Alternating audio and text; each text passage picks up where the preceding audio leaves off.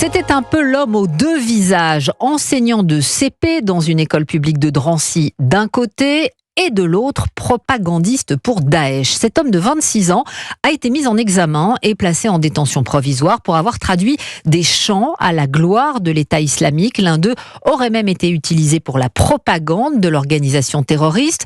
Guillaume Dominguez s'est rendu devant l'école primaire où travaillait cet enseignant. Il a rencontré des parents entre inquiétude et sidération. Devant l'école primaire, l'inquiétude se lit sur les visages des parents d'élèves.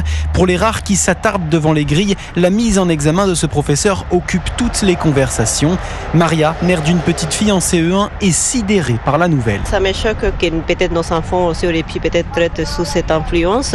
C'est vrai que ça fait peur parce que Daesh, c'est des terroristes qui tuent des personnes. La peur de l'influence de cet enseignant radicalisé sur les plus jeunes hante les parents d'élèves. Willy, père de 2 enfants, a bien failli les garder à la maison. Là, je me suis demandé si j'allais le déposer cet après-midi. Je le fais, mais on a l'impression qu'il y a beaucoup de choses qui nous échappent, quoi. Et nous, on trouve pas ça normal. Déjà qu'on sait que Drancy a des antécédents par rapport au Bataclan et tout, là. C'était quelqu'un d'ici, donc on s'interroge, quoi. Willy se demande surtout comment un tel profil d'enseignant est resté si longtemps sous les radars. Pour lui, c'est à l'Éducation nationale d'assurer la sécurité de ses enfants. On se demande s'ils savent vraiment quel genre de personnel ils embauchent aussi. Moi, je trouve pas ça normal. Il faudrait qu'on soit au courant de tout ce qui se passe en termes de recrutement. On a besoin de savoir les casiers judiciaires, on veut savoir quels sont les antécédents des personnes, quoi, qui viennent enseigner à nos enfants.